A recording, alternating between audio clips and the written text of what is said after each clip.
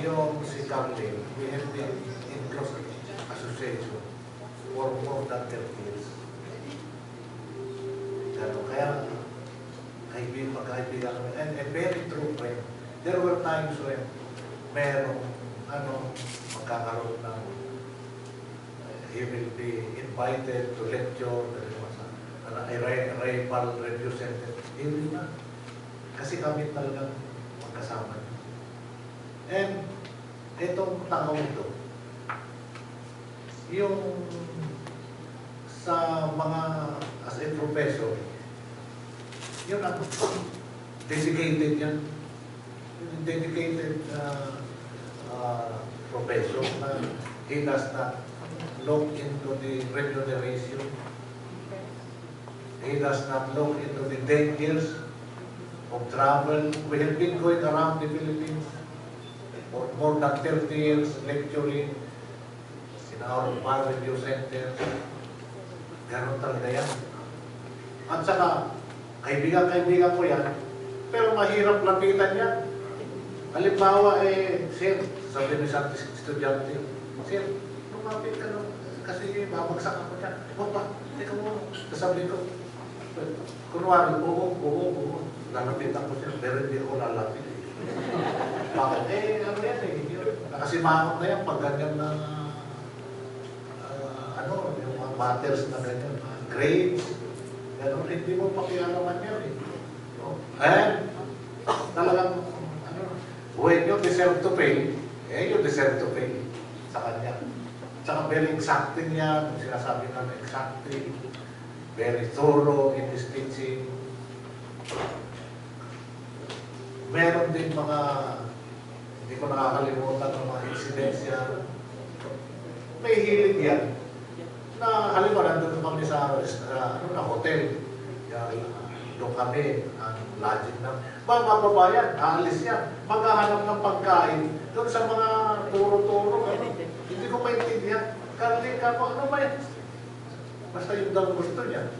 When we had a barbecue center in San Fernando, Loreno, nakabilin kami doon sa isang resort.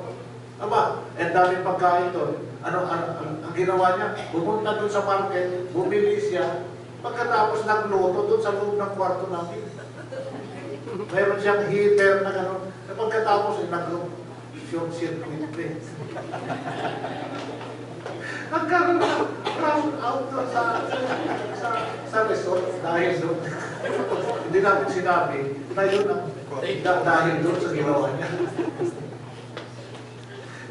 Yan si Carly. Yan ang hindi nga iniintindi yung bayan. Yan ang hanga ko sa kanya. Meron pa dyan. Magkano ba ang lecture fees? Ito hindi. Basta Carly, punta tayo sa Cotabato City. Ano yan? Maski mo namin. Bumabang yung bahana sa Cotabato City. Pupunta yan. At saka ang masama, sa Davao, na-hospital siya doon. While lecturing. Ang ginawa niya, hindi, nung madaling araw, nag-escape. Nag-escape doon sa hospital upang makapag-lecture ulit.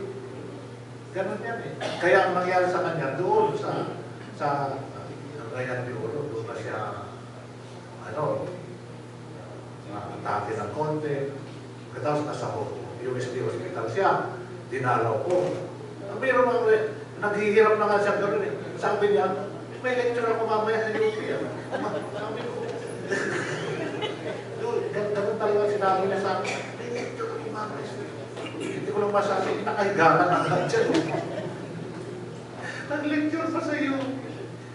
Ngayon, Carly ako. Dapat nag-tripod ka. Criminal law expert ka. Gumawa ka ng libro. Oo. Pero hindi ko magawa yan. Ngayon, during last year, nakumbinsi ko na yan. Gumawa na tayo ng libro mo. Kasi nakikita ko na medyo, siya. Kaya, gumawa kami ng libro niya, pero lalabas pa yan sa next year. But this will be in his memory. Pero yun lahat, mga lectures niya, nandun. Yun, The book is based, the reviewer is based on his lectures. At saka meron siyang video, lecturing in labor law, ay in criminal law, sorry.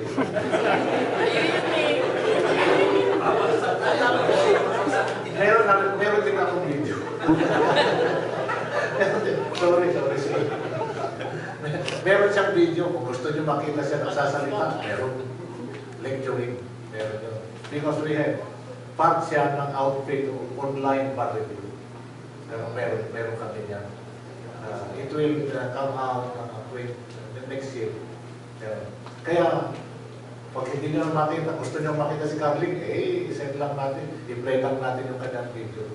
Kaya, Carling, nauna ka na. Baka mag-set up ka na ng bar review doon. So,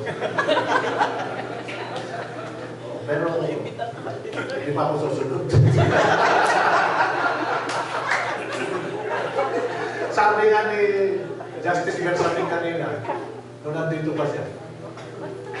Yan, sabi niya. Baka susunod ka na niya. Sabi ko, siya nauna siya nakauna ng departure time.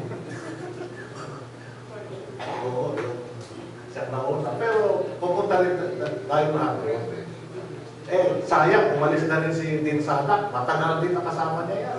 Kumpare pa niya yan. Pero umalis na dahil medyo,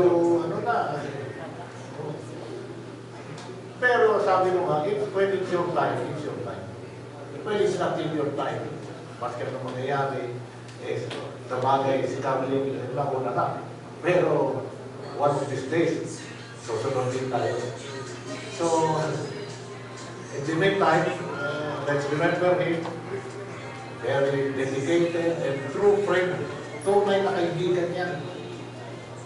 Yun ang ano ba yan? Okay, thank you.